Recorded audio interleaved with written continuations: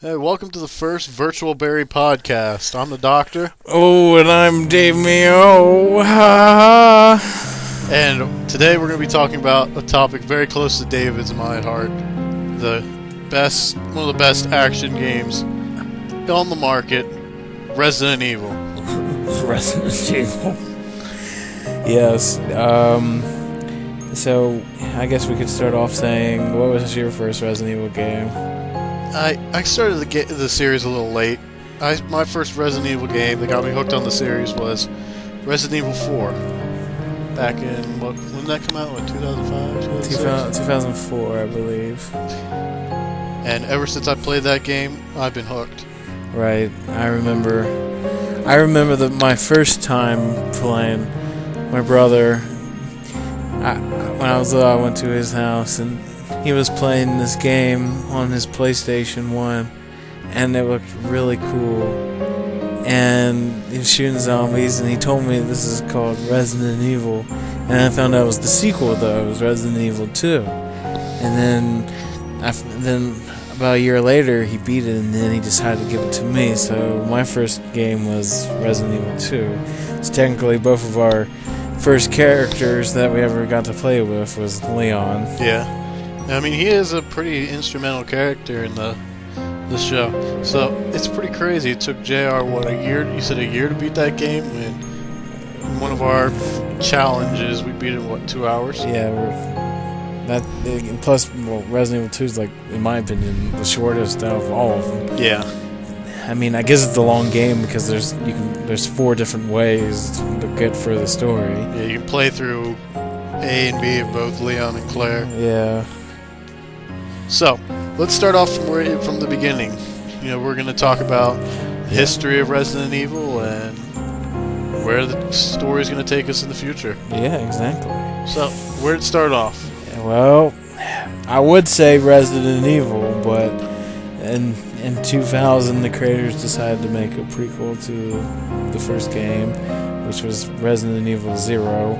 Which was going to come out for the Nintendo 64, but then, of course, the GameCube was going to come out in 2 months, so they were like, well, let's make this game come out for the GameCube and make some money off that. Now, this was a rare instance where the prequel games was actually a pretty good story. I've heard of games and movies where they'd go back, with the Star Wars movies and shit like that. Right. Where they make the prequel, and they kind of suck ass compared to the first ones. But with this game, it's on par with the rest of the Resident Evil games.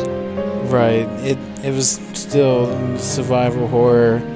You got to play both as a boy and a girl at the same time, switching back and forth. You played as female Rebecca Chambers, who was pretty much a nurse in a way for the team. She was on Bravo team, and the boy was Billy Cullen, who was once a Marine and fought out to be arrested because they think he killed 23 men or something like that.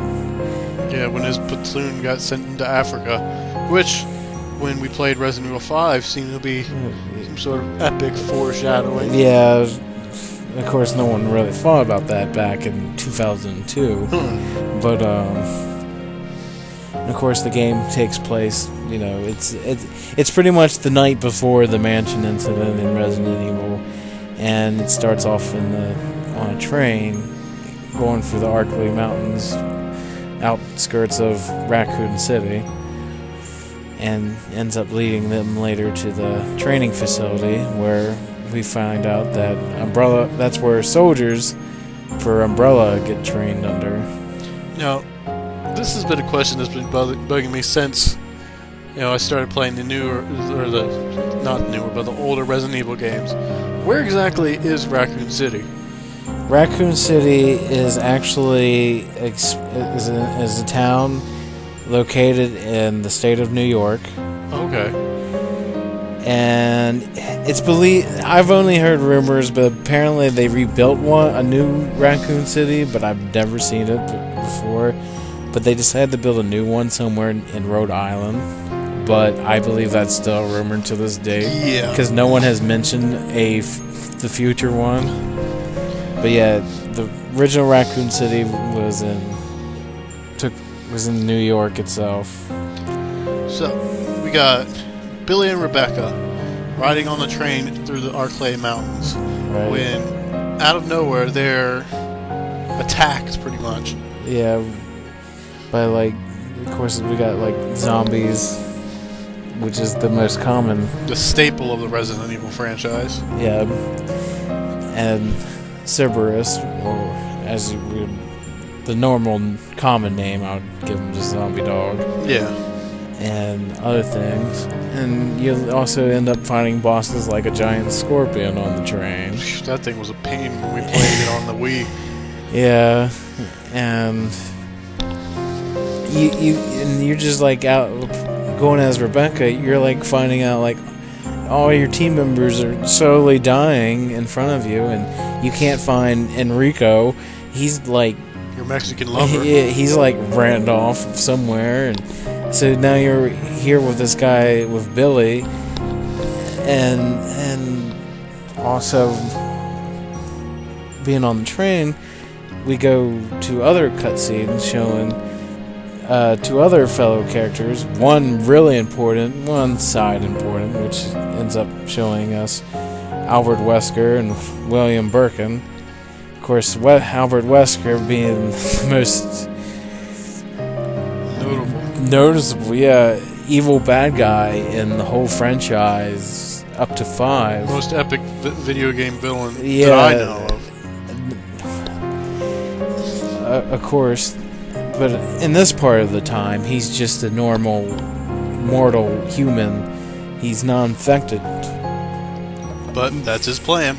But, of course, he's the captain of STAR's Alpha team, which that's the one Chris and Jill is on, which we'll get onto later. And, of course, William Birkin is just a top, I guess you would say, a top scientist for Umbrella. He's like the Bill Gates of genetic research. Right, because like at this point we know there's a virus known as the T virus, and Birkin mentions in the game that he thinks he can come up with an even stronger virus known as the G virus, which of course we'll talk about here later on. Now, after we get off the train, we find like David said, we find ourselves in the training facility, which that's just a hell of a place to go. Yeah, it's kind of similar like being in the mansion in Resident Evil, because there's all these rooms, a kitchen, basement, all this other stuff. And, you know, there's even torture chambers for some reason, I guess if you were bad. Yeah. But, and of course you'll lead to other creatures, such as, just for Zero, we had the infected monkeys. Oh, those were bitches. I guess that's what you would... The bat. Yeah, we had the giant bat. We had a giant centipede monster. And then my favorite monster in the whole fucking series, the lurkers. Yeah, the lurkers are like these pretty much mutated frogs, giant frogs, and they're I would say they're annoying as well, because say your partner is somewhere really high up and your other partner's on the ground, and the lurker comes out of nowhere and be like, "Hey guys, I'm gonna eat your partner," and then like sticks its frog-like tongue at your partner, and then you have to hurry up and get your ass down there, and by the time you're down there and you take fire at it, then it pretty much eats your partner down, because in this game, if your partner dies, you die. And that's a constant in the next couple games, you know. When they brought that concept back full force in Resident Evil 5 and 4, because when Ashley dies or Sheva dies, you're pretty much boned. And of course, the main creatures of Zero were the leeches. Yes. And which end up leading us to one of the main masterminds of the game, which was James Marcus, who apparently was killed by both Wesker and Birkin because they were going to take over his research. But then, of course, the Queen Leech Marcus was studying on took control of his body and then made him pretty much look much younger. That was probably one of the cooler, things that they could have done with that character. Bring him from this old ass guy who's about to die, right, and who does die by the hand of Wesker, rather, and then they bring him back to this almost Superman kind of deal where he's strong as hell and able to do whatever he wants. Right. And the big reveal scene is the thing I remember most of that game, aside from the lurkers, where he's standing up on the balcony. Oh, yeah. And then he's like, because he's telling his backstory of what happened, and then out of nowhere he starts, and then he's like, and then he spits out leeches, and then he transforms because pretty much the queen leech inside of him has pretty much evolved and takes over his younger body and then becomes pretty much the boss. Yeah. And then you end up fighting the queen leech, and of course, I guess a normal scientific things, leeches don't like sunlight. No. So you have like Billy distract the queen while Rebecca, starts bringing the roof open by turning wheels. Yeah, lucky they have sunlights and those. Yeah, out of nowhere. So with the sunlight ends up, the leech is burning, and then of course the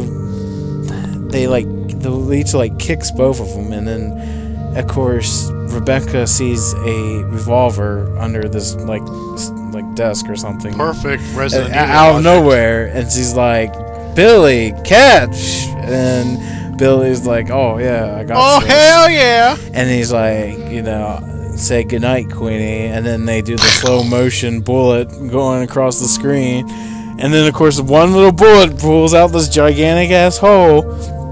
And then they run for it, and then, of course, the training facility blows up, and they end up being themselves on this mountain, and Rebecca sees a mansion below and says that must be the mansion that Enrico and maybe some of the other Bravo team members are at, and of course, she says goodbye to Billy, and Billy gives her his dog tags, and they salute, and Billy just walks away, and he's never been seen again.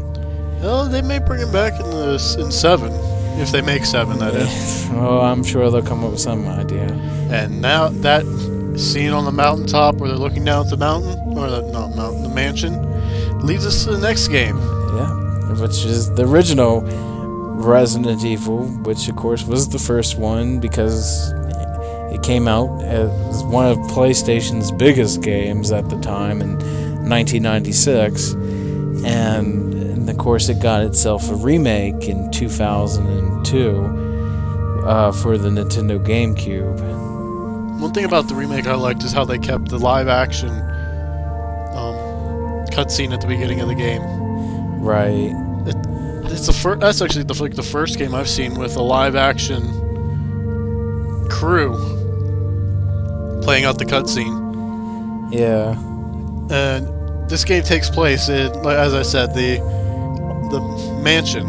Yeah, because this is the very next night after Zero, and this is where Star's Alpha team goes in to go investigate because we haven't heard from Bravo in over a day now, and so Wesker takes his team out, and they go looking around the woods, and then they find Bravo team's helicopter just to see the guy's dead, and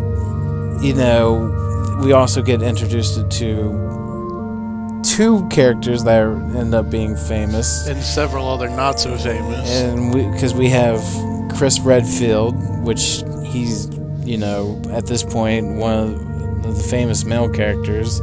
We got Jill Valentine, which is one of the famous female characters of the series. And then we got our characters that we'll either never see again or will just die. Well, don't forget Wesker's in there, too. Well, of course, Albert Wesker is our captain. And we have Barry Burton, who... Don't make me a sandwich. Yeah, who has a thing for sandwiches. And then we got a random character that just dies right in the beginning, Joseph Frost, who gets chowed by dogs. And then that's when they run for it, and they see a mansion up ahead. And this time around, you determining like who you wanted to play as, because you could either choose to play as Chris, or you could choose to go for the game as Jill. And of course, determining on who you play with, it was a different story, their side of the game.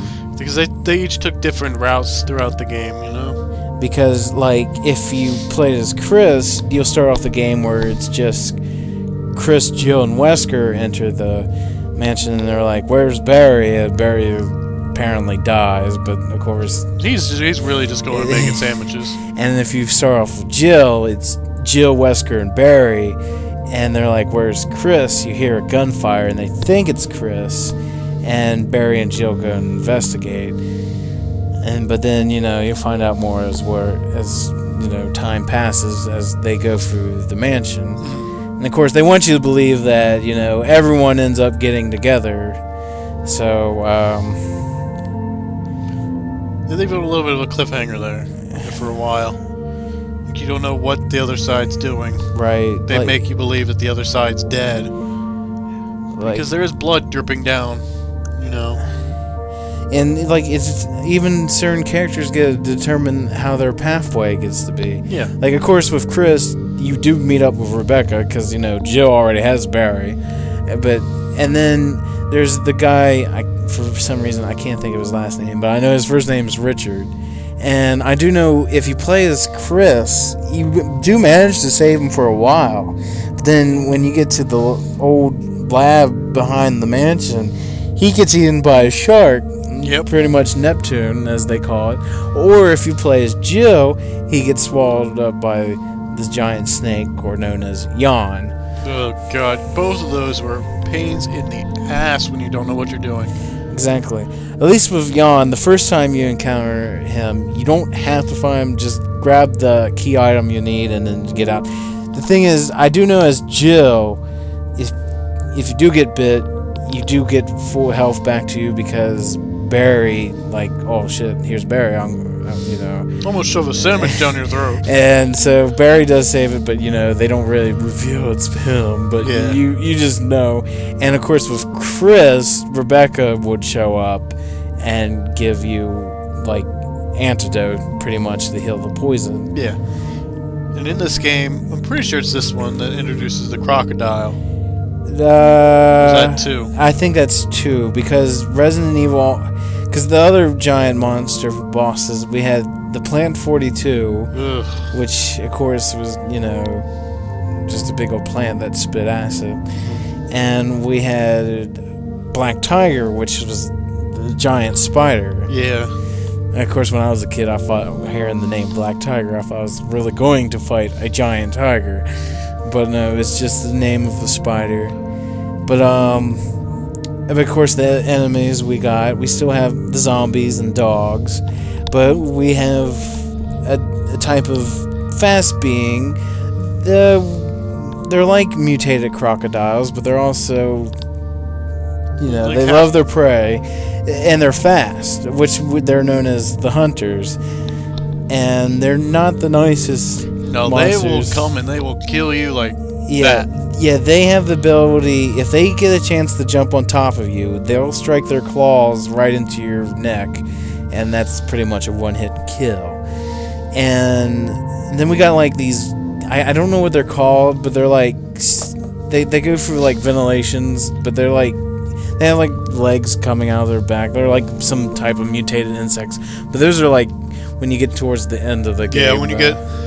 when you see those that you're pretty much done. But of course, after going through the mansion and with the remake, you discover there's a laboratory.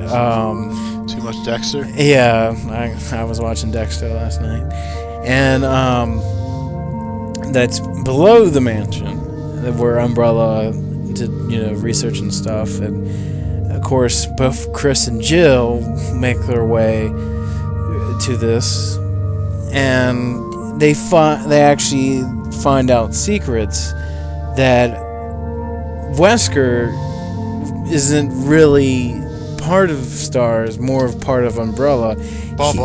He's just it's kind of confusing because like he's a spy for Umbrella, you know, bringing Stars because Stars is like a special police force. Yeah. For this kind of stuff, and they wanted Stars to test out their weapons because these monsters were Umbrella's way of you know, testing out their weapons. That's why they get the name. These creatures get their name bioweapons and bioorganic weapons. Right, and so then, like after discovering Wesker's truth, or who he like really works with, you know, they eventually make their way to where Wesker's at, and you discover Wesker's working on a tyrant that Umbrella has been producing, and of course, once he releases the tyrant, it turns on Wesker, but we learn that, you know, this is an actual plan of his, and of course, he kills Wesker. But, of course, playing, like, side games like the Umbrella Chronicles, it shows that Wesker injects himself with the virus that Burke had made for him, which ended up making him, you know, he lives the attack, but, you know, you carry on beating the game. And, of course, you know, determining on who you play with, determines, you know, you find out that Jill's okay or Chris is okay, and you just need to get these passcodes throughout the game so you can save their ass at the end if you want a really good story. And of course you want to try to save your helper, which was either Barry as Jill or Rebecca as Chris, and then that's to get a really good one.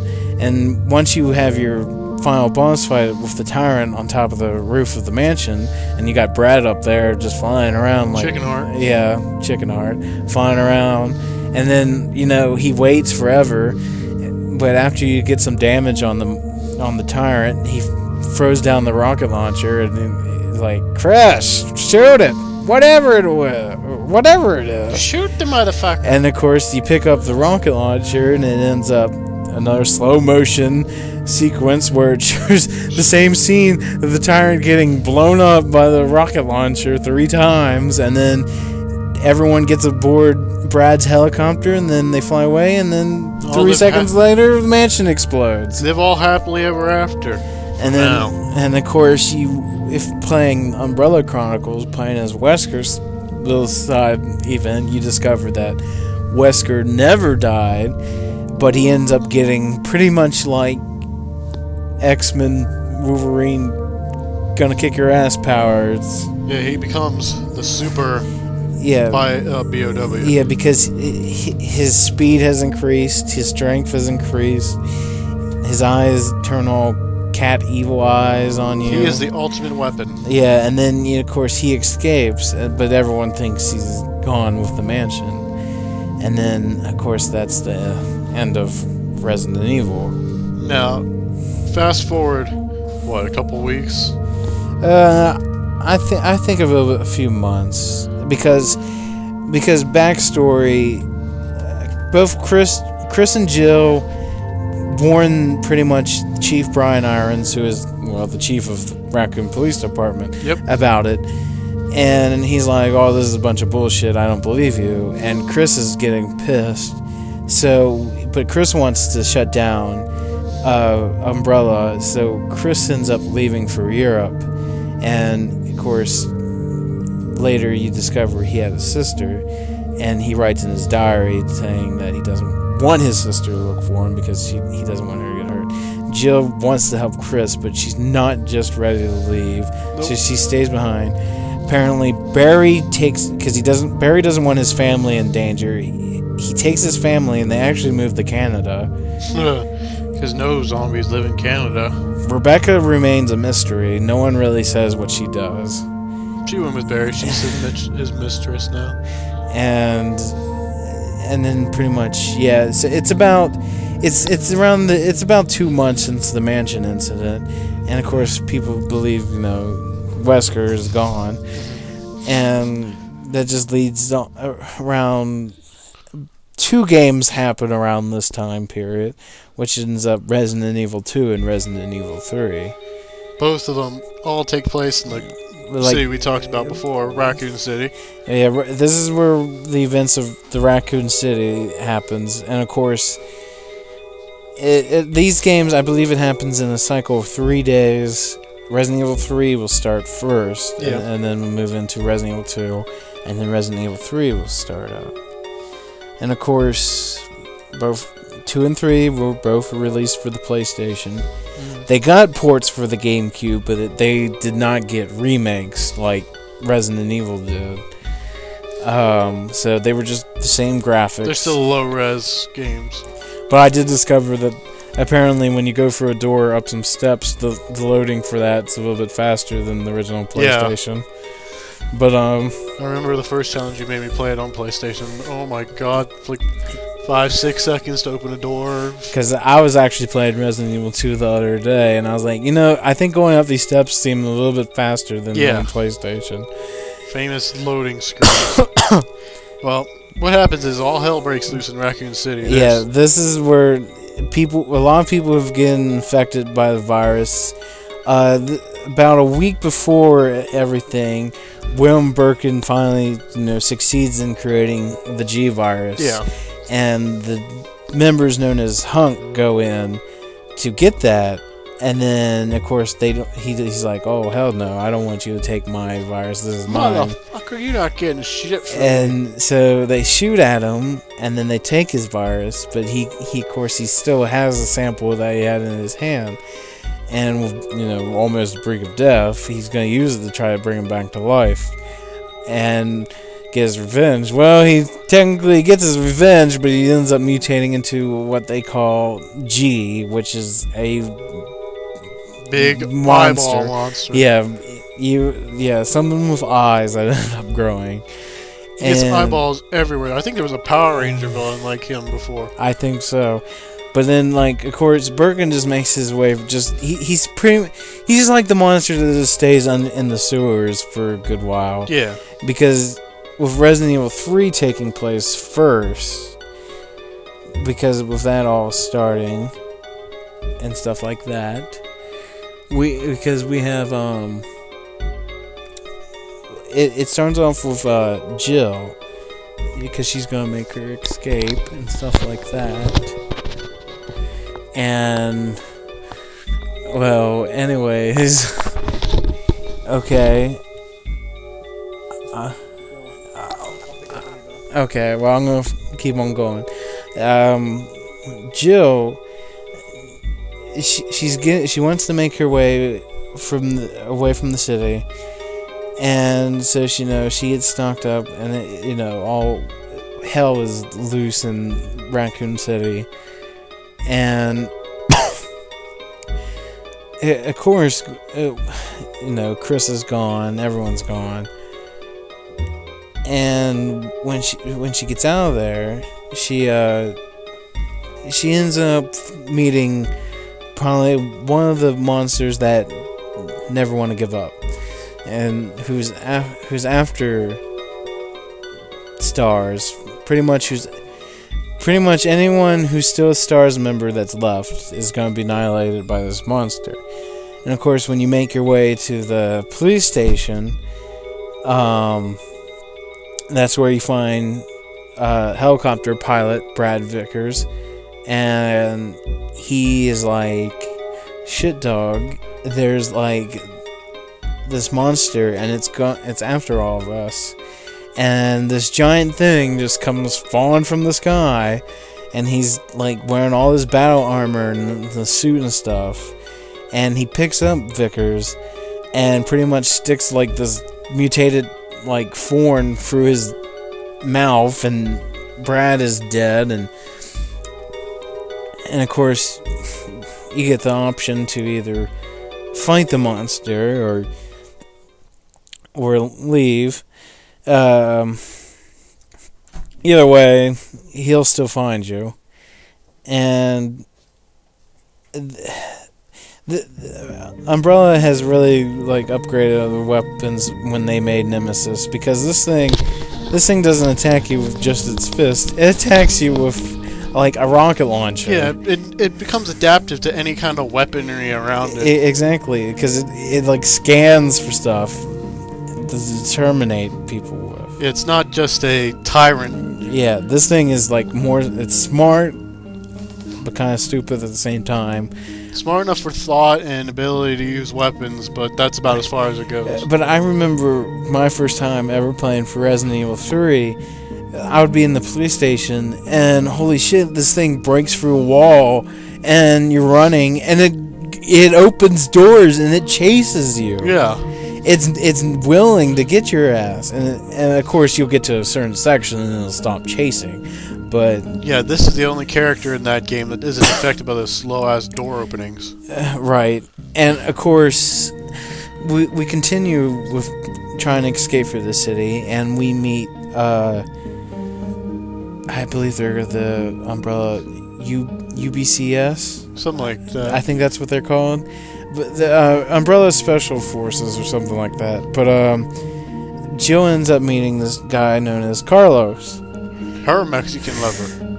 And Carlos, his mission is to free the people, to help get innocent lives out of the city and, shoot some zombie ass.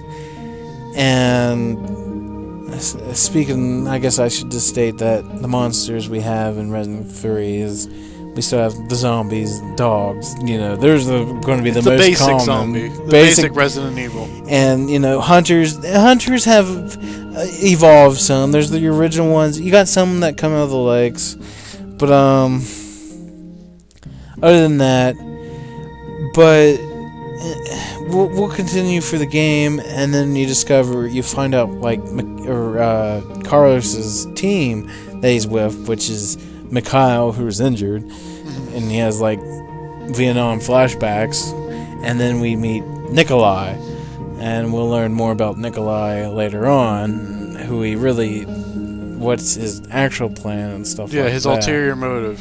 And of course, you'll go for the game, and you'll encounter not just the Nemesis, but you'll find like things like a giant gravedigger worm that looks like a penis, and like other bosses and stuff like that. Just the generic what the fuck monsters. Right. Like, in my opinion, I don't think 3 had that whole lot of bosses. I think they wanted to focus on Nemesis being the one boss that's like the guy is like, oh shit. Because you fought him like several times. Yeah, like numerous times. The amount of times you fight him are equal to all the boss fights you fight in any other game. And of course, when you have to fight him, because eventually when you guys get this one train up and running, because they think Nikolai's dead, Mikhail like sacrifices himself, and you make your way to the clock tower. Yeah. And after doing all this shit you gotta do, putting the gears in the music box. To get like these people's attention, the Nemesis appears, being a dick as usual, shoots those people down, and Jill's like, "Oh, you bitch!" And motherfucker. And so this is a fight you have to do because you're force field of fire, and so you're in the clock tower's courtyard fighting the Nemesis, and of course, I think determining on how you play the game, because it's one of those games where you can choose how the story goes. Yeah, it's like one of those pick your own ending books. Yeah, they give you options throughout the game, like, do you want to go through here, or do you want to do this? Do you want to fight him, or do you want to jump off the building? But I think this one like determines, like, so you could either end up having the fight with the rocket launcher, or either determining on how you do the story, Carlos can actually like destroy the rocket launcher by shooting at it. But either way, Carlos gets knocked out of the fight, and Jill fights it, and you're actually infected with the virus. Yeah, because he does his little tentacle penis thing to you. After the fight, he's like, "Oh, fuck this," and he just goes off, and Carlos wakes up and takes Jill, rest. Now, this period of time, this is going to take like a whole day. This ends up bringing actual Resident Evil 2 into the whole franchise. And, of course, Resident Evil 2 will begin the next night. And they were following from the first game. You could either play as the boy, Leon Kennedy, who ends up becoming like the next main male character for the series, or Claire Redfield, who somewhat got a semi-role, but I think Jill got more of the bigger female role. Yeah. Leon, of course, he's a rookie cop, and he was going to go do his first day of the force at the Raccoon Police Department. And that's just a day from hell for him. And I actually did some research last night about Leon, and I discovered the reason why he was late was because his girlfriend dumped him, so he decided to go to a motel, get drunk. So he was so hammered, he missed his actual first day. So that's why he was late. Nice. So when he gets there, he's like, what the hell is going on? There's a random body on the road, and the body is like comes back to life, and all these like monster zombie creatures are coming from the alleys. He has the equivalent of the world's biggest what the fuck moment. Exactly. And of course at the same time, Claire Redfield enters Raccoon City because she's looking for her brother, and this is and when they both in the city, they end up meeting each other, and of course they get in a police car, and they tell each other who they are, what's their reason, why they're here, and due to an incident of a truck driver who got bit by a zombie, and he's dead, and he's carrying a fuel tank. And when he ends up crashing, and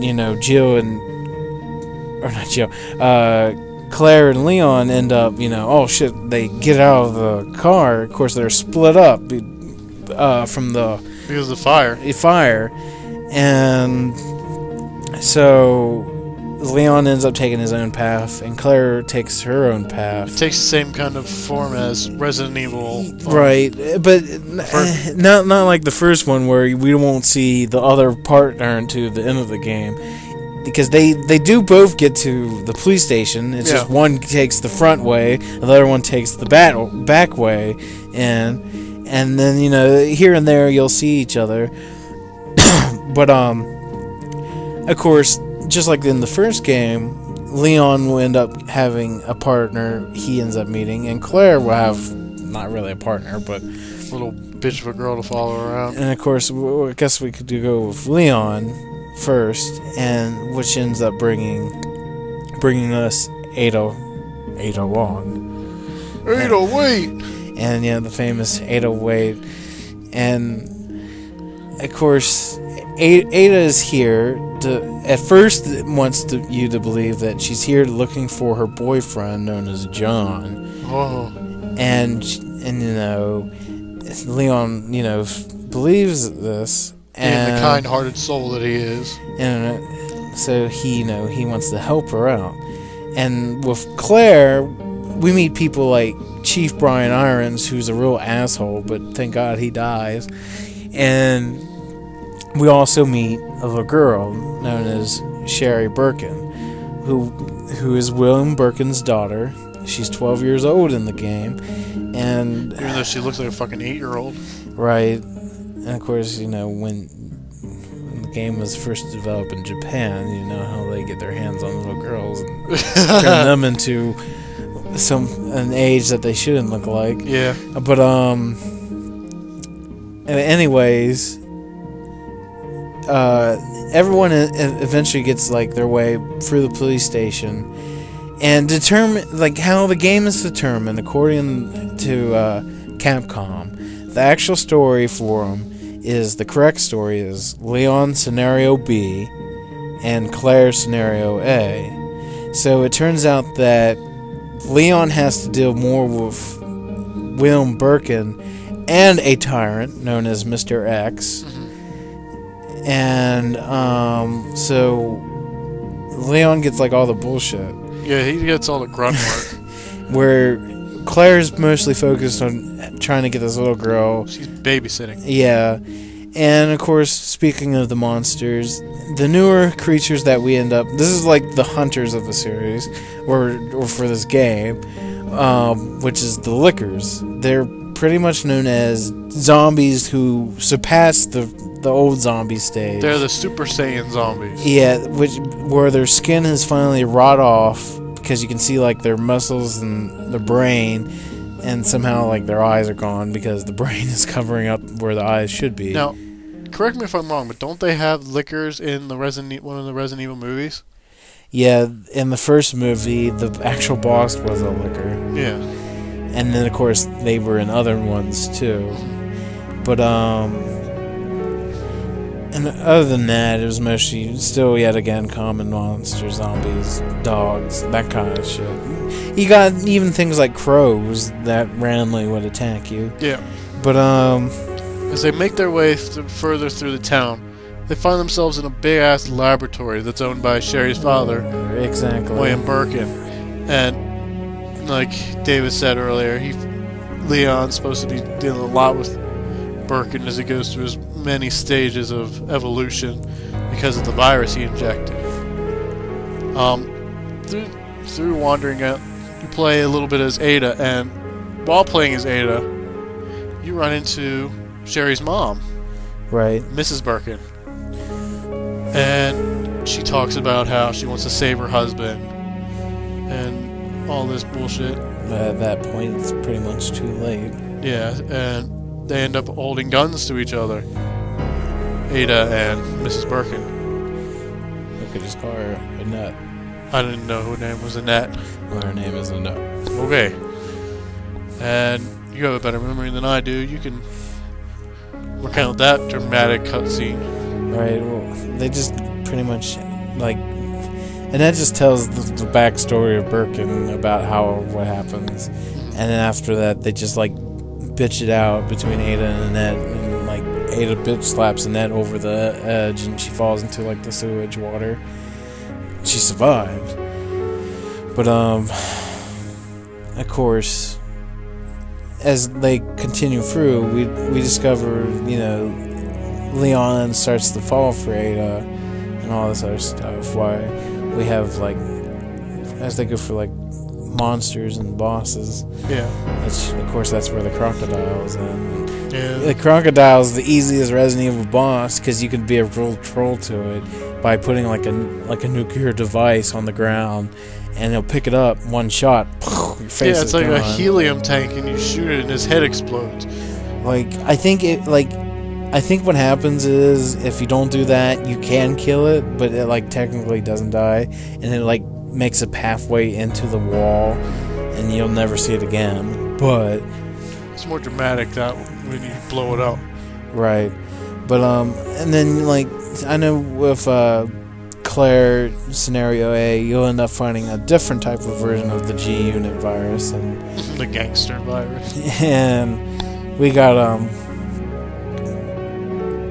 you know, Resident Evil 2 really, it was mostly focused bosses wise was Birkin and Mr. X. Yeah. And then once you board yet another train to go down to the Umbrella's lab, like determining, like according to the game, like Claire and them are apparently ahead, like a step ahead of you.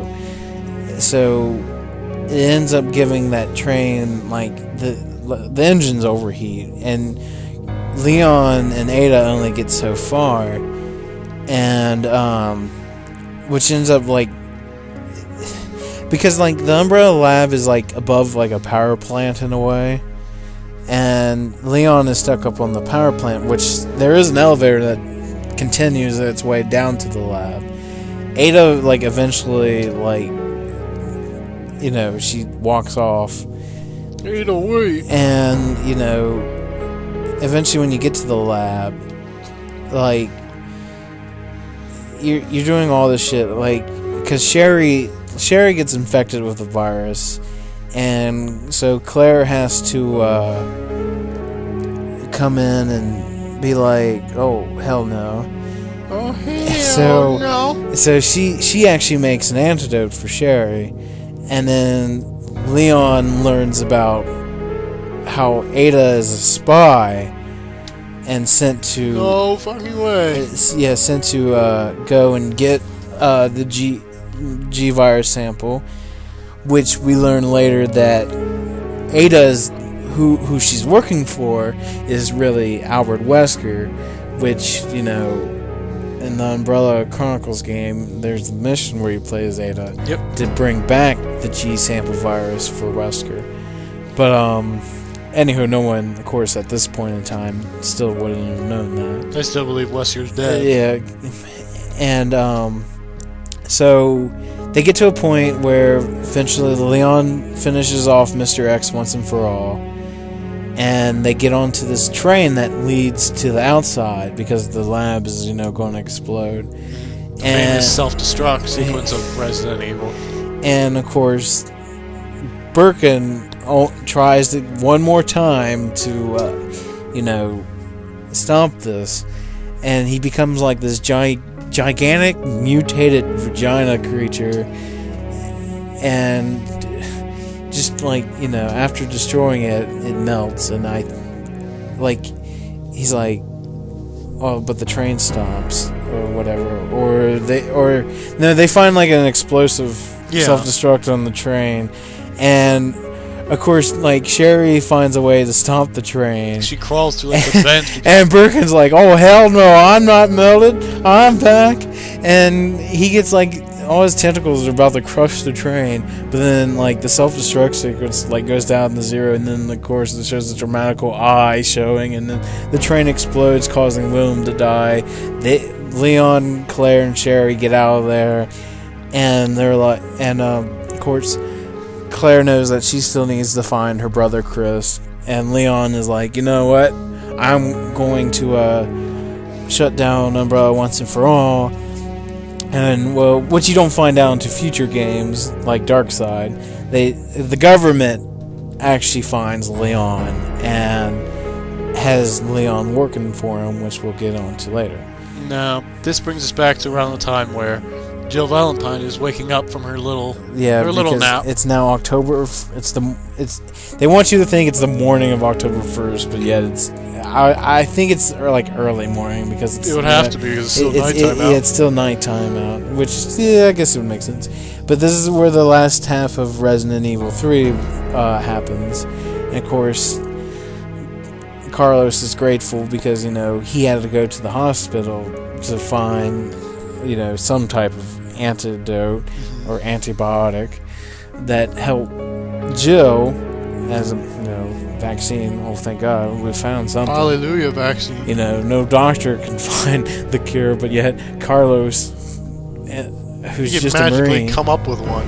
And of course, during that time, Carlos discovers that Nikolai is still alive because Nikolai ends up killing one of his, like, teammates, and I think determining on how you went for the hospital determines on how like the teammate either gets shot or he gets blown up. But after Jill wakes up, Carlos tells Jill that that Nikolai is still around. And then eventually you continue, you make your way through, like, the park, and then you go to, like, another type of power plant where you discover Nemesis is still around, and now he's coming out shirtless, and he's pulling an Arnold Schwarzenegger on you. He's got rid of the rocket launcher. It's just full force now, and he's got, like, these tentacle things growing out of his back, and he's a little bit stronger. You continue through the game. Determining on how you do it, I believe the right one was that Nikolai gets killed by Nemesis. I believe that's the correct one. But there is one where Nikolai does escape from a helicopter. But either way, you do have another epic battle with Nemesis that you have to do, and this one's timed because it's like in a dumpster-like area. Because if you run out of time, then, well, you run out of time. But once you defeat the Nemesis, you grab your key card, get out of there, the Nemesis gets like mutated with the chemicals that are in that dumpster in the water and stuff. Yep. And you don't see him into the very end, where you know I believe they got. I think at this point Carlos manages to get a way out, and this is where Jill has her final battle with the Nemesis, who's mutated into this final big blob creature. And this time you actually get help with this weapon that's the Master Cannon Core thing. Oh, and while doing this battle, David said something about being timed. You're not only timed as like, you know, oh, you're gonna die if this happens. You're timed because a big ass missile is coming to Raccoon City. And you see this, you get this radar thing that you get to watch the missile get closer and closer and closer. So you better get it or your ass is fried. Right, because at this point the president, like, he's like, oh, I don't want this to spread throughout, you know, the country, so, you know, fuck this shit. And the government sends out a missile because it's time to terminate. And, you know, eventually Nemesis gets destroyed by the giant cannon core missile thingy, and you can either choose to finish off the Nemesis, or you could just run. I discovered it doesn't matter. You could run. Nemesis is gonna get blown up anyways. Yeah, regardless of what you do. Or you could make it look all dramatical, because Jill's like, you know, for all my friends you killed, and all my team members, and you want stars? I'll give you stars. Bang, bang, bang, and then determining on how he went for the story, I think if Nikolai takes the helicopter, then Barry saves her ass. If Nikolai dies, Carlos finds the helicopter that Nikolai was going to take, and then you guys get out of there. Yep. And of course, I believe the true end. I'm not sure how it goes, but they say Barry's the one who comes and does it.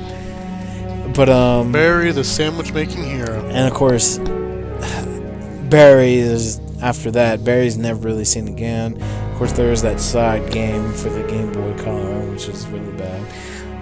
But I never recommend buying Resident Evil Gadian and playing it for the Game Boy Color. But anyways, the missile finally comes, destroying what's left of Raccoon City, and what left is of the T-Virus and G-Virus. And of course, at this point, Wesker holds two viruses in his hand, which is the T and G. And, well, that's the end of the Raccoon City era. And the end of Resident Evil 3. Yep, and then you fast forward again. By a few months. And I guess this brings us to Europe, which is Resident Evil Code Veronica. Of course, this one, in my opinion, I think is the longest, most confusingest one in the whole one. But you make your way to this island known as Rockford Island, and you're playing as Claire for most of the beginning of the game. And because you're still looking for your brother, because you hear that he might be around in the area, but of course, you know, you don't. And you end up meeting up with a prisoner on the island, and who I think is one of the biggest bitches I've ever seen, known as Steve Burnside, who ends up having the biggest boner for Claire throughout the series. That's an understatement. Like, he tries so hard to impress her, but then he ends up making mistakes, which ends up, you know, ruining everything. But anyways, like, at first he doesn't want to be working together. He wants to do things his own way, like a bitch would. And so he goes around being a cowboy. So you continue, you make your way to a mansion, and which you end up meeting probably the most gayest guy I've ever seen. Well, clearly. Known as I believe his name is Alexander. Yep. Yeah, Alexander Ashford. of the Ashford family. And the Ashford family has a big connection with Umbrella because... Isn't his father like one of the founders of Umbrella? Yeah, because the founders of Umbrella are James Marcus, Edward Ashford, now I'm thinking that the guy's name is Alfred.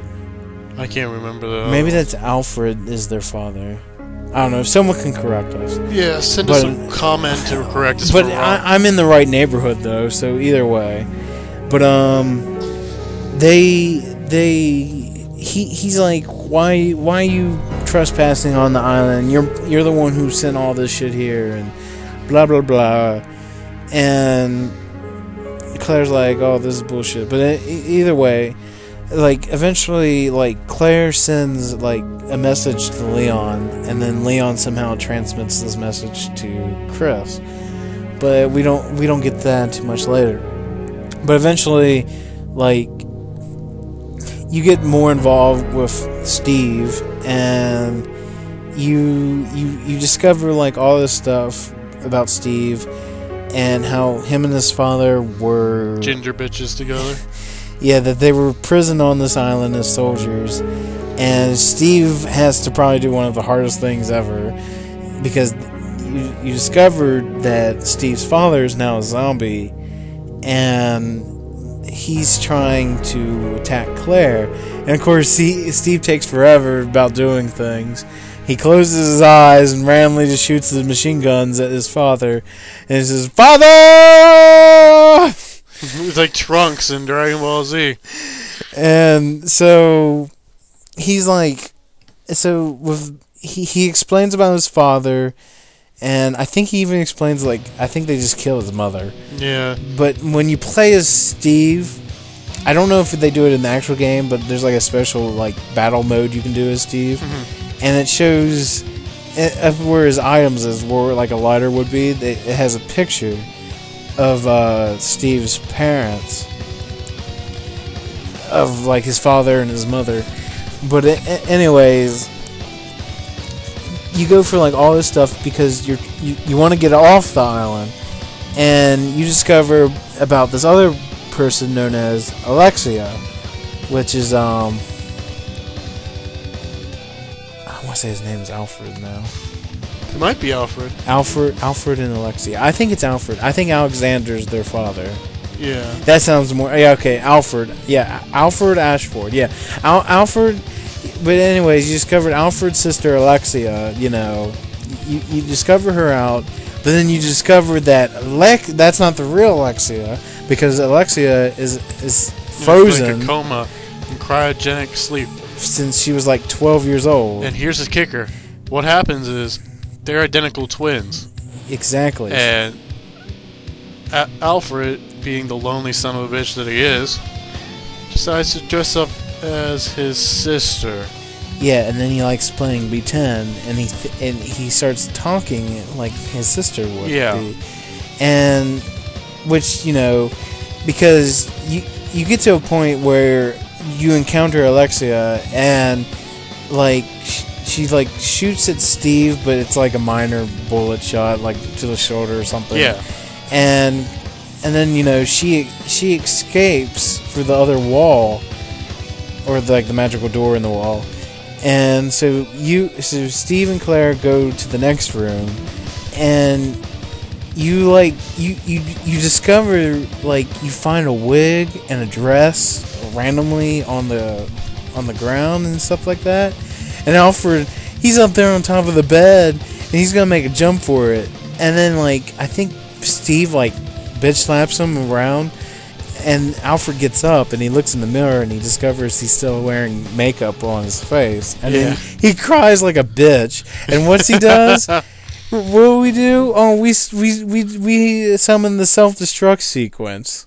Yes, because that's exactly the right reaction when you find out that you came out of the closet.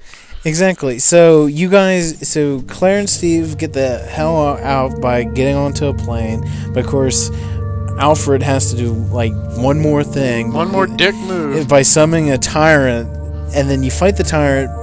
Then you guys get on the plane, you take off, just to find out the tyrant snuck up on board. You fight. This is the battle, of course, could be kind of complicated because if you're too far off the end of the plane, the tyrant can bitch slap you off to where you fall off the plane. I hated this boss. Yeah, that was a pain. I died several times doing like that. he had like really powerful fists, but like you wanted to like get there's a crate on board, and you have to do this like 2 or 3 times, and eventually the crate like knocks him like flying off, and then you never have to see him again.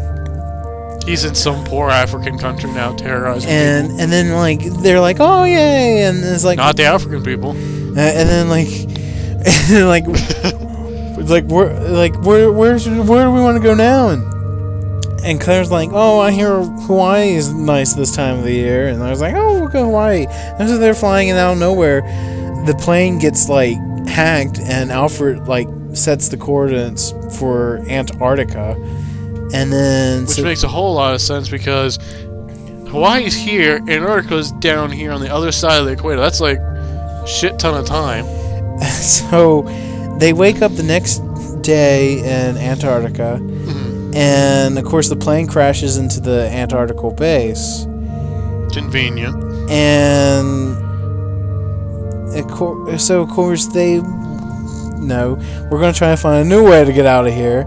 And eventually they go for all this, and they find like this dozer that can like drill for like walls and stuff. And go away. Well, anyways,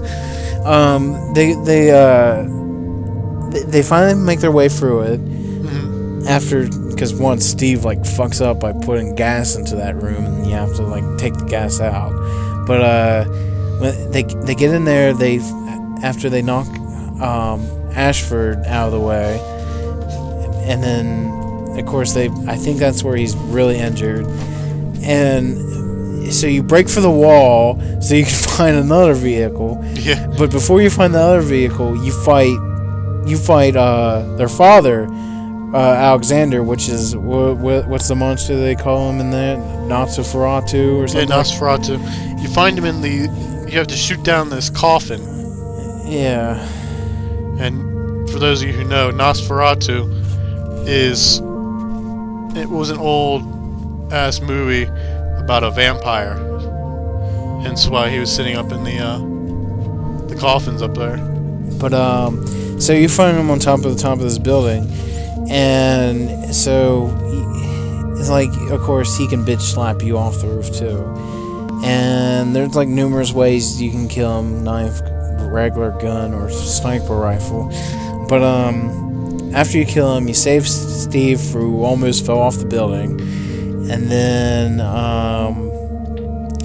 you get yourself into like the snowplow truck, and then you discovered Alfred reawakens Alexia. Alexia's like, oh, I have the power of hentai tentacles, and sends a giant tentacle towards their way, and they're like, oh fuck, second time. We just can't get out of this. And so, and then the screen goes black, and you think, oh well, maybe the game's over. Nope. Now you get to play as Chris, so it's a little bit change of events. But you start off things at Rockford Island because that's where the coordinates were given for him. And of course, Rockford Island being all damaged and blown up, and you can only go Claire and her friends' little escapades there.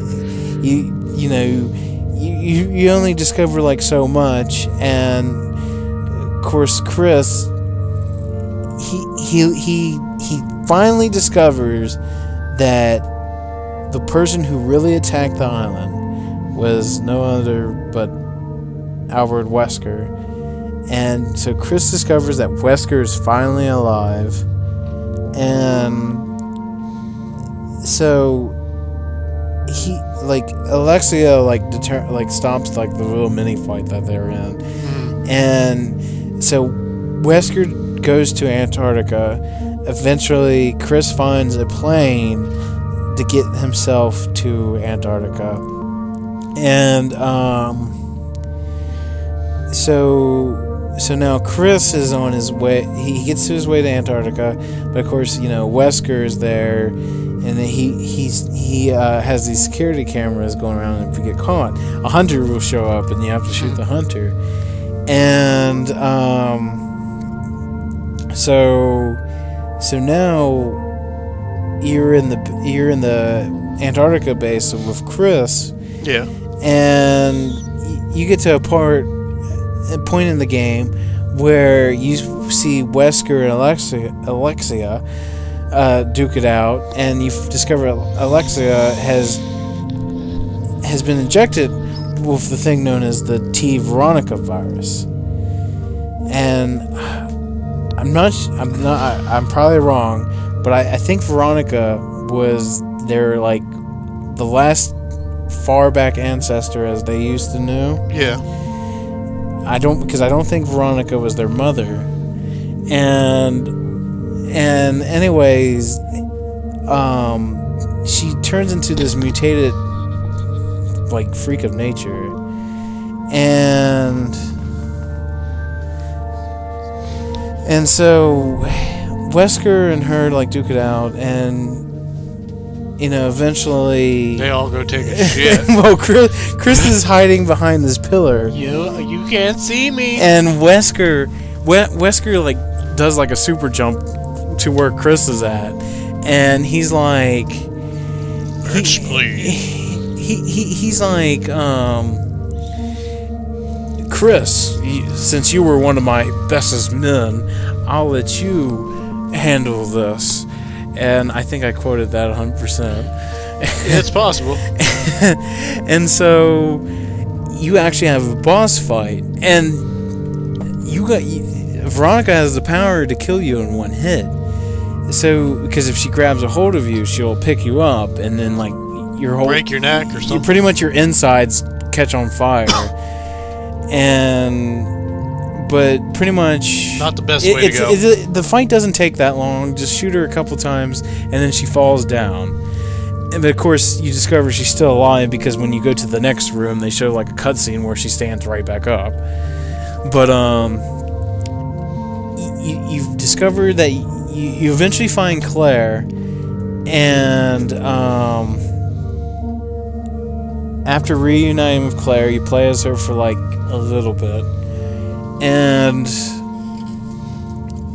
so you and Claire finds Steve just to find out that Steve's been infected. Bitch boy is infected. He turns into a monster, and then you have to run down this hall, and because he has an axe. He looks like Quasimodo from hell.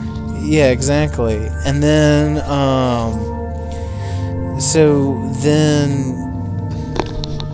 like the tentacle thing comes out of the wall and grabs a hold of Claire, and like Claire's trying to tell Steve no, and then like before the final blow, like the mind comes back, Steve turns into normal, but he's slowly dying, and then eventually Steve dies. Oh, how sad. But the door that Claire is in has locked, and then you go back as playing as Chris. But anyways, like I think I might have like foretell the thing, because I think at this point the Veronica fight did start here now. Yeah, I think you. So I jumped around the future and the past, but anywho, that's what happened regardless. And you do reunite with Claire because you find her crying, and she gives you this key card, and she says if you find the self-destruct sequence, then any locked door should re-unlock. And so you eventually find the self-destruct thing, you set it off, and Claire is free, and then Veronica comes out, and she like almost kills Claire, but quick shoot her, and then Veronica drops. Then she mutates into like this big blob thing, like piss ant creature, and so you start shooting her, and then like she mutates into like a flying monster thing, and this is like a special rocket launcher you get known as the lunar launcher. And then I like to play a game to see how many times it takes, because you only need to hit her once. How many times it takes me to get her. And then... the first time I played that, I remember it took me friggin' forever. Because I'd hit it, she'd move. I know. She'd move. You have to, like, anticipate where she's going. And once you finally get it down, she changes it up. And she's like, oh, nope, I'm over here now. Exactly. So now... But then eventually when you shoot her, she explodes. Gives some pretty fireworks. And then, of course, Chris makes his way down just to find out that Wesker has a hold of Claire. And then, of course, Wesker, I guess, for some reason, doesn't kill Claire. And actually lets her go. And then Wesker starts chasing out... Or Chris starts chasing after Wesker. And you make your way to, like, this little area. And then, It's an actual pretty long cutscene, in my opinion, where Chris and Wesker duke it out. Almost as long as this podcast. Wesker has the upper hand because he has Superman powers, because he can run across sideways on walls and super jump and super punches and laser cat eye vision. Not really laser vision, but he's like fucking ridiculous. But eventually, like, there's a separation, like an explosion that separates the both. And so Wesker's like, until we meet again, Chris. And Chris, hurry up, finds Claire. They take off in one of the jets, and then the Antarctica base explodes. And that's shocker there.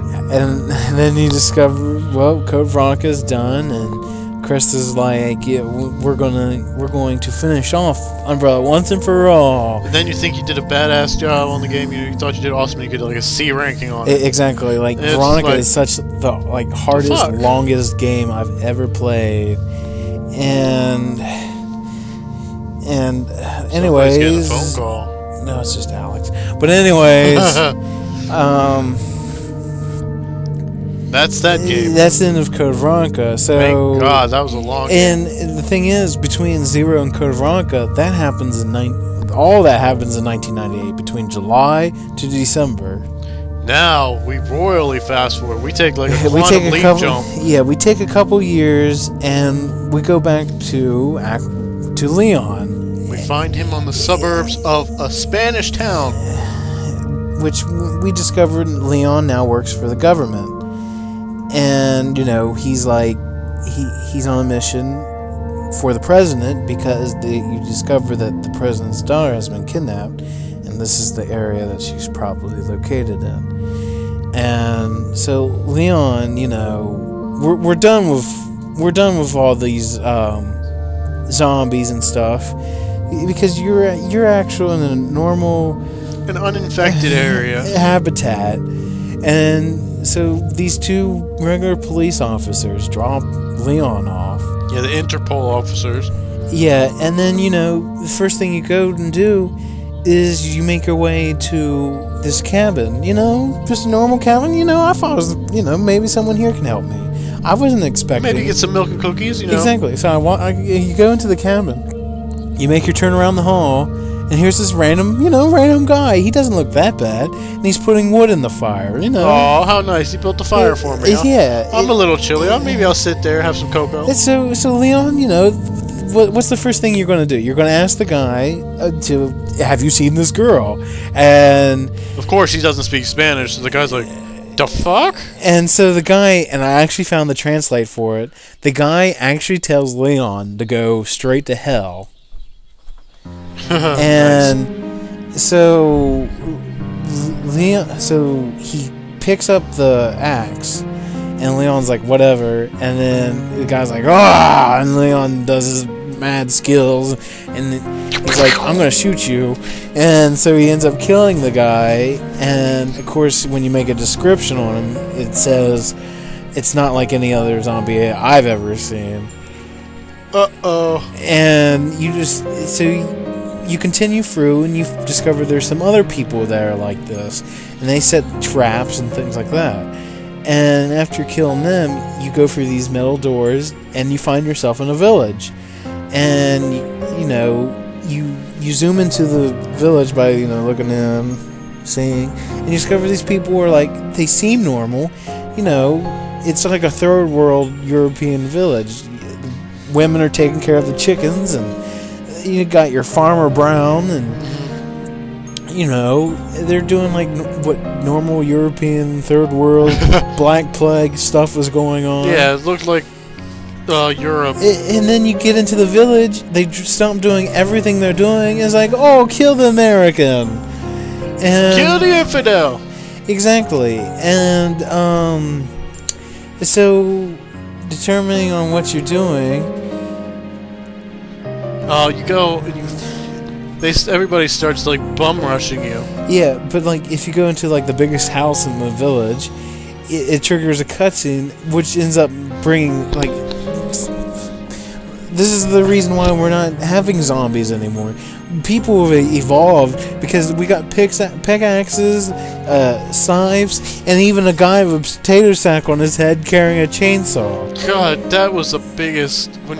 Since this is my, like I said in the beginning of this podcast, this was the first game of Resident Evil I ever played. And when that guy came jumping at you, you don't know what to do. You like juice yourself, and you start just shooting blindly. Exactly, and then like you trying to make yourself safe by putting like shelves, behind the door or windows and stuff like that. But then he ends up sticking the chainsaw through the door, and then coming in and cutting your head off. And then you make your way upstairs. You find yourself a shotgun,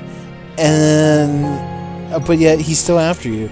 And this little brutal fight in the village between him, the villagers, and Leon will go on. It actually has a time set, because you'll know when it's over, because the church bell will ring and the villagers will stop whatever they're doing, drop their weapons, and randomly say, Lord Sadler, Lord Sadler, and then they'll time for church. And of course, Leon, being the cocky son of a bitch he is saying, where's everyone going?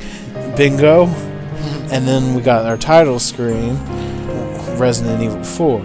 Oh, but in between the time Leon gets out of the truck with a Jeep with those smart-ass Interpol officers to the time where he gets to the village, the officers that he was riding with were killed, gutted, and put onto like the stakes over a fire. That was the odd thing in the village, because in the middle of the village you saw the one like burning there. But so anyways, you're continuing through the village and you're making your way, all this other shit that's collecting going treasures, on. shooting people. You're collecting treasures, shooting people, till you find yourself to another cabin in the woods. And you go into this cabin to find someone that somewhat helps you throughout one part of the game, which his name is Louis, or Luis. And all this time you're being watched by this glasses chick, and getting orders from the government saying, hey, do this, do that. Yeah, that's Hunnigan, by the way. That's it. She's a part in the next couple games. Right. And so anyways, and then you discover you end up seeing even the chief of the village. The big cheese. Yeah, the big cheese. And I can't think of his name right offhand, but anyways, eventually they inject you with the virus, or the Los Plagas as they call it. And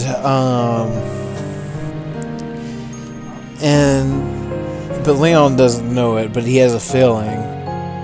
And eventually you wake up tied to Louis, and Louis tells you some backstory of what's going on.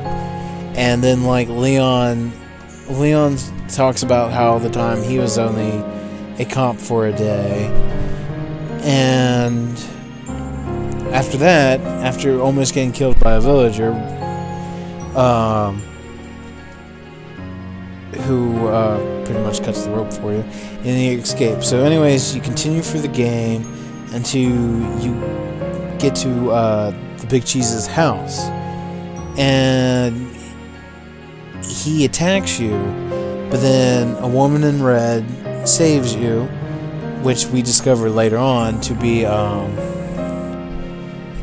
Ada Wong.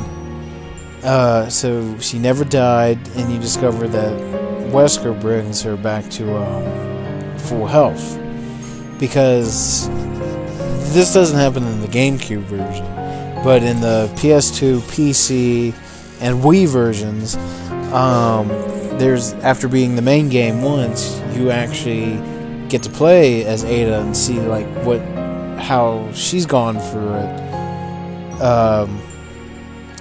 But anyways, after getting saved by Ada,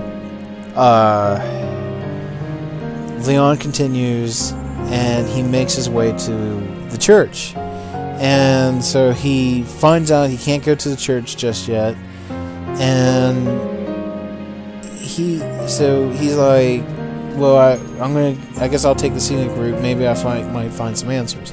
So you're going through all the scenic route, and in the whole way you fight like a bunch of villagers, and then you eventually get to the first boss, which is a giant fish that's in the lake. And then after defeating that, like, the virus that's inside of Leon starts getting a little bit powerful and causes him to pass out for about 6 hours.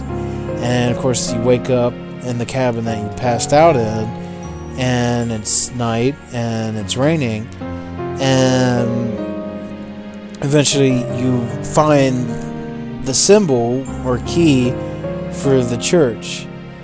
And then so anywho, on your way there you end up fighting another boss, which is the El Gigante, giant. It's pretty much a giant. And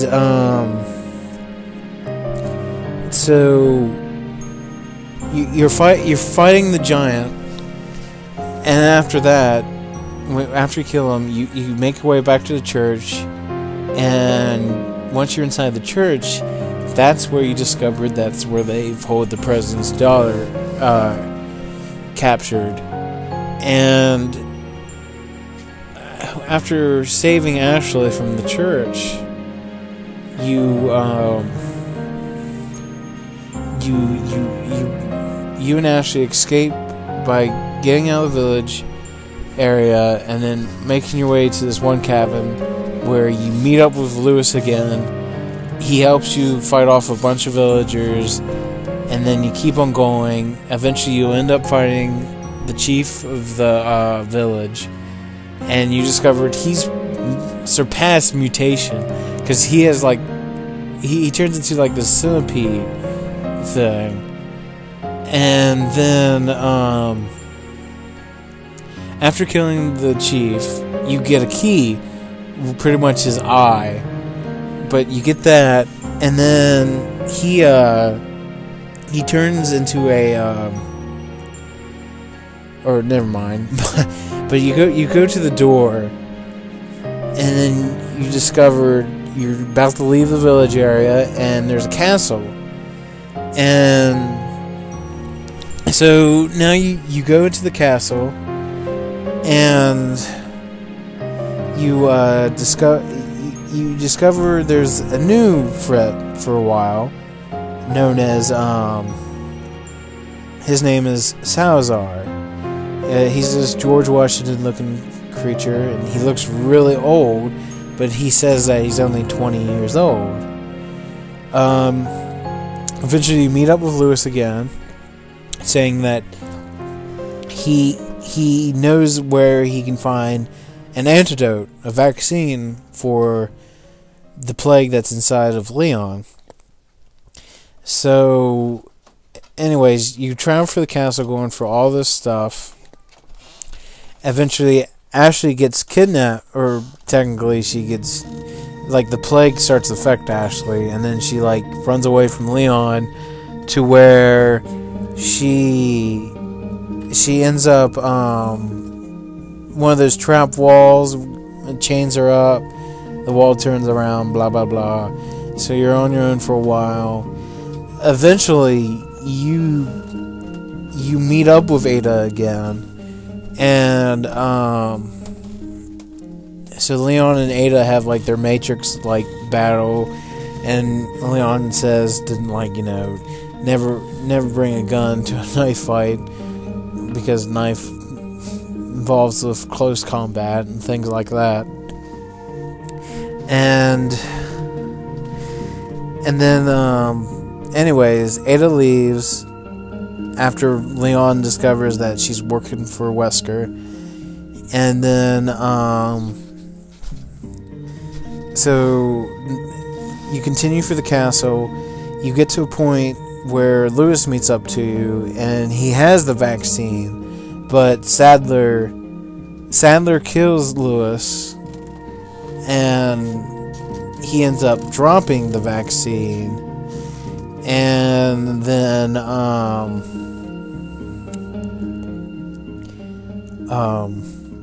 with him dead, it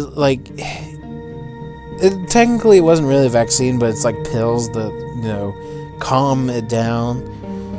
And so then Leon discovers in the same room he finds Ashley. So after saving Ashley and getting to play as Ashley for like 5 minutes in the game, you end up reuniting with her, and then you continue a little bit further. Eventually, again, Ashley gets kidnapped, and then you keep on going through the castle till you get to the point where you fight Salazar, and then when you're fighting Salazar, but before the fight, Salazar tells Leon that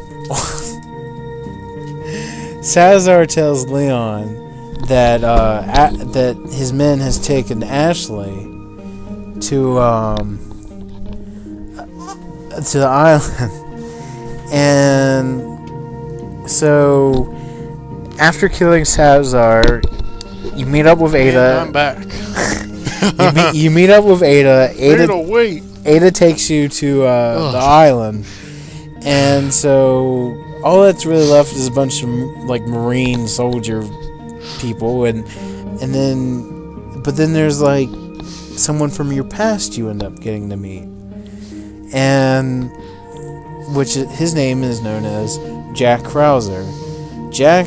Comrade. Jack and Leon used to work together, and of course when playing Dark Side Chronicles, it shows a side about how Jack Krauser learns about like the virus and all this stuff and how it can give you like all this power, and he gets his power, and eventually the first fight you have with Krauser is like an action command knife fight. Yeah, you're like sword fighting, but with Peter Pan daggers. And so now after that, like, he gets away because Ada like saved your life, and then you have another fight with him, but then like his arm is all mutated and turns into this blade thing. Yeah, this whole big claw. And then sword thing. You have to go run around and getting these little plaque pieces. Right. The animal, or the lion, the snake, and the like goat thing. Yeah. And those are for after you finish him off. But you go and you chase him around and shoot him while he's doing his little instant transmission run kind of deal. And when you chase him to the top of a spire, a castle spire, after he shows you his big arm form, you go in all commando and fight him. Yeah, you have a boss fight with him. Eventually he does die, and then you get the hell out of there, and then so there's not too much left. You have like Leon versus the world, and and then of course you meet Mike comes to the party. Yeah. But you don't really get to see what he looks like. He's just the pilot, and helps Leon by shooting all these guys for you for about 15 minutes. But then, like, one of Sadler's men has an RPG and shoots a rocket at Mike. Mike dies. Leon's like, Mike, and well, so much for getting a drink when they get back. I'll drink 2 for you. But eventually, they get to a part where, you know, Leon and Ashley reunite again after, like, losing her 5 times. And, yeah. And they find a room that actually can destroy the parasite that's inside of Leon and Ashley. They do that. And then there's only one more thing to do. Leon goes up, and fights Sadler, and Ada helps by like throwing you a rocket launcher, and then you have your slowdown of seeing a rocket destroy yet another monster, and then Ada gives you a key to her jet with the little teddy bear on it. I know, it's hilarious. And then it gives you of course, the key to the jet ski. You go back to Ashley, you get the hell out of there, and you get to the jet ski. You jet your ski your way through the tunnel area, and it's then, a pretty epic. Yeah, and then pretty much the game's over. Ashley's saved. Leon takes Ashley back to her father, and I just remember that YouTube poop we watched. Oh yeah. How about some overtime? Boing. Phew. And so that's the end of Resident Evil 4.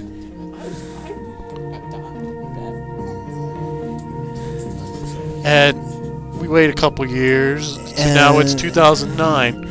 Which ends up bringing to Resident Evil 5. Well, actually, in between 4 and 5, that's around the time where Degeneration or whatever. Yeah, that's where Degeneration happens, but that's more of a movie. Oh, yeah. Where it shows with Leon and Claire, they bring back some zombies, you do that. Yeah, and all that good stuff. Get trapped it's in an airport, that kind of stuff. And of course, after that, the new game that just came out for the 3DS, Resident Evil Revelations, that explains more of the new group that Chris and Jill are in, which is the BSAA, the people that determine destroy bio weapons.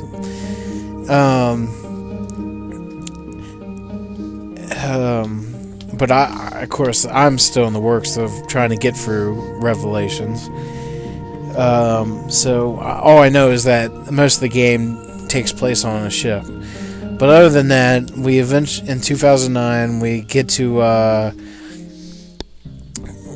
Resident Evil 5, where Chris discovers at this point Chris thinks that Jill died because they find Wesker in where Spencer is living,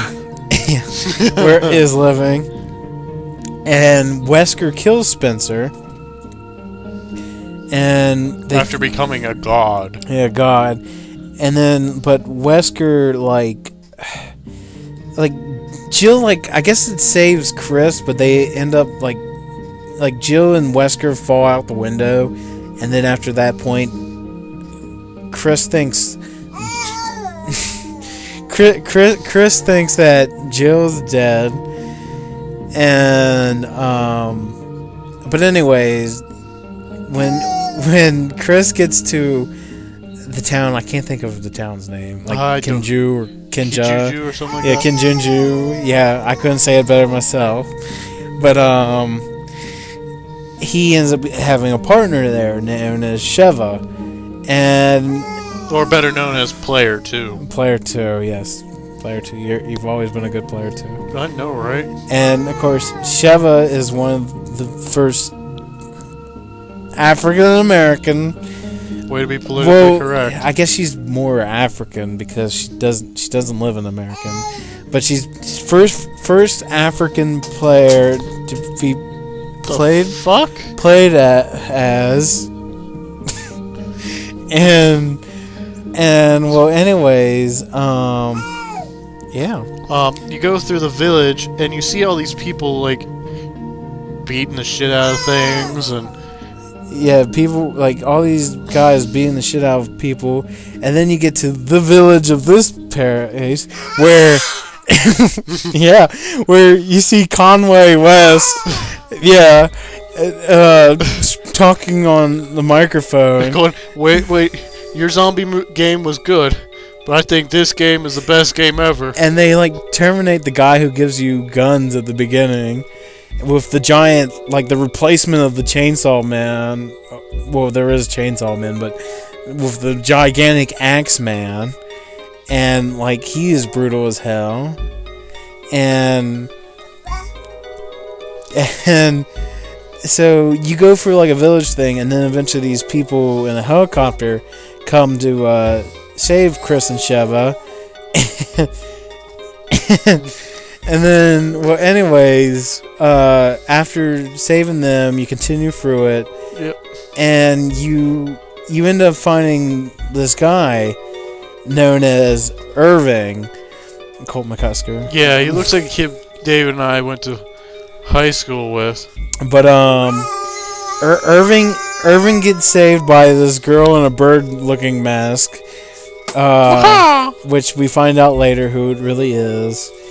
And after, like, fighting a bunch of, like, mutated bat monsters and an older-looking El Gigante and all that stuff. He was a soldier for a penis. Yeah, he had a soldier penis. And, you learn a little bit more. Like, Chris tells Sheva about, his backstory, and Sheva says stuff about her, and you meet people like Josh, who's, you know, Sheva's, like, partner, or whatever, or captain, or I don't know. But, get to the boat. You go for, like, all this stuff. Eventually, Irving himself becomes a boss, and then you get to, like, these temple areas, and you fight, like Sunshine monsters. So, yeah, the Sunshine monsters. Oh, yeah, let me explain that one. You're in a dungeon of this place that Dave was talking about, and they're powered by these magnifying glasses on crack that are huge that channel the sunlight to these laser beams that if you get hit with it once, you're dead.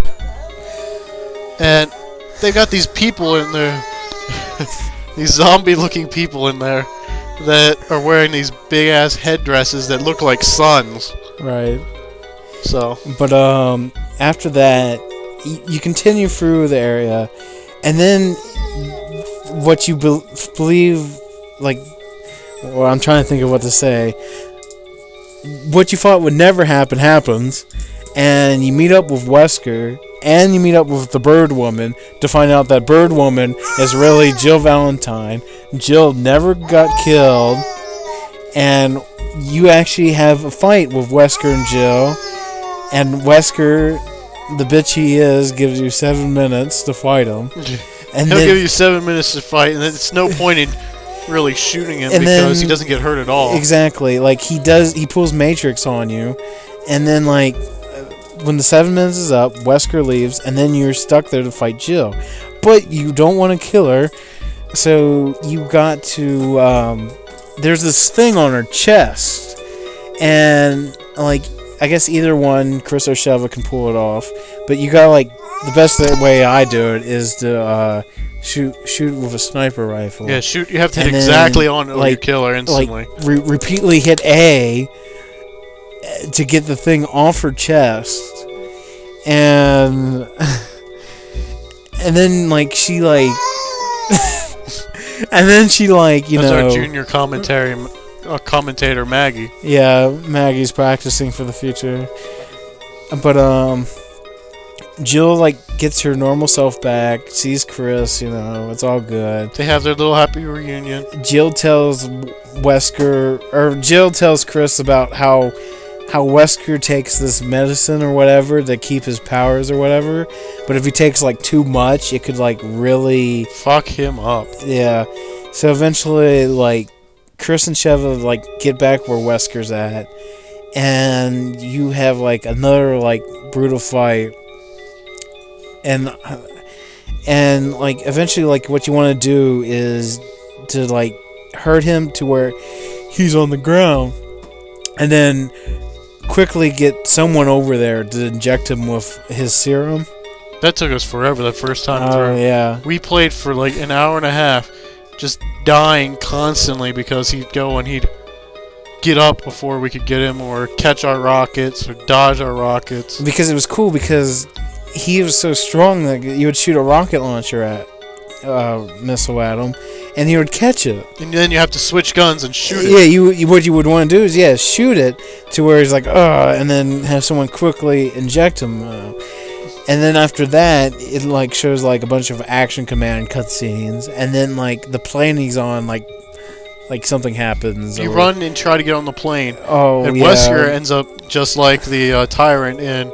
Yeah, because you guys like fall, like the plane crashes in the volcano area because they hit the abort button. Oh yeah, and so Wesker has the Ouroboros or whatever, and so now he's like this almighty thing, and so now you're fighting Wesker as the final boss, and eventually it gets to a part where he like the rocks beneath him fall, and he's falling into the lava, and Chris and Sheva get onto the ladder and then get themselves onto the helicopter. But then, like, Wesker comes out of the lava and he has his tentacle monster arms grab a hold of the helicopter, and he's swinging the helicopter and he's like, crash! and Chris is like, oh hell no, and him and Sheva grab rocket launcher, you shoot it right to the face, motherfucker, and then Wesker is pronounced dead, and they believe of course Chris is like, now he thinks he can finally rest with the evil being gone. Oh, and Christ. That's the end of Resident Evil 5. So, since, we're doing this now, we should mention it, that this year, on October 2nd, 2012... If not earlier, because they've already changed the date, Resident Evil 6 will... The next installation in the greatest survival horror franchise out there. And all that we know at this point is that it has both Leon and Chris in it. The president gets infected by this new virus known as the C virus. Sherry Birkin makes another debut. Sherry Birkin is back since Resident Evil 2. And we discovered that Albert Wesker, at some point in time... Some point between trying to blow up the world, getting infected, and, again, trying to blow up the world a second time, he had enough time to get jiggy with some chick. Yeah, and we discovered we have, his son. Albert Jr. We don't really know his name, his real name yet, but so far he's Albert Jr. to us. Right, and yeah, I know. And so other than that, there really isn't much to tell of Resident Evil 6. So, you got any final thoughts? Like I said, the Resident Evil franchise has got to be one of the greatest franchises out there. I mean, the top franchises that I can think of are, some people like the Final Fantasy, the Pokemon games. Those are a huge-ass franchise. Right. And Resident Evil, those are the top three out there. And these games epitomize, you want a good story that's continuous, a nice, big, long-ass canon story. Right. Like the whole Dragon Ball Z story. It has a beginning, it has an end. Right, exactly. Hopefully this isn't the end that we're coming up on now. Now, I have a feeling there's a good chance there might be a few more games, shitload of side games that go along with it. Now, those of you who sat through this long-ass podcast... We thank you. Yeah, we thank you, and we hope with our graphic and sometimes overdrawn descriptions of the Resident Evil games that you'll go out and maybe go buy your own copy and live the survival horror. Yeah, live the hell that people like Chris and Leon have And gone hopefully through. you don't shit yourself. Like I have! Numerous times. Now, what about you? Final thoughts. I've really enjoyed Resident Evil ever since my brother showed me Resident Evil 2 when I was only like 7 years old. Scared to death of Lisa Trevor. And no, yeah, when Caleb was playing Resident Evil and all that stuff. But after playing Resident Evil 2, I had to do more. I had to get the other games, and I pretty much have the collection. I own like everything of Resident Evil, and I've just one of my favorite franchise.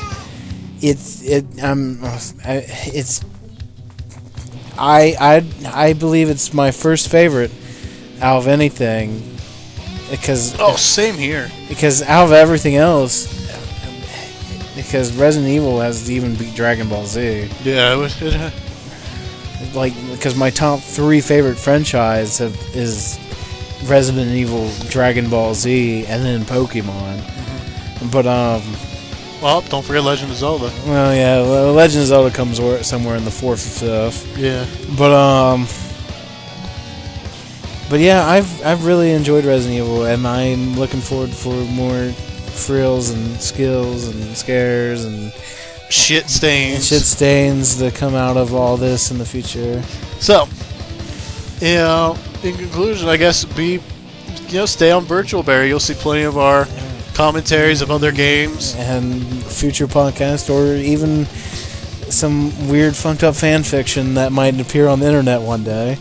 And we're looking towards the end of October to maybe getting a video of Resident Evil 6 up. Yeah, that would be cool. And maybe even between the now and then, one of our famous Resident Evil challenges. How does that sound? Yeah. Try again. Yeah, after the last one got scrubbed. We'll probably do it here, though. Yeah. So, from all of us here at Virtual Berry, thanks for watching. I'm the Doctor. And I'm Dave Mio. And we'll see you next time. See you guys.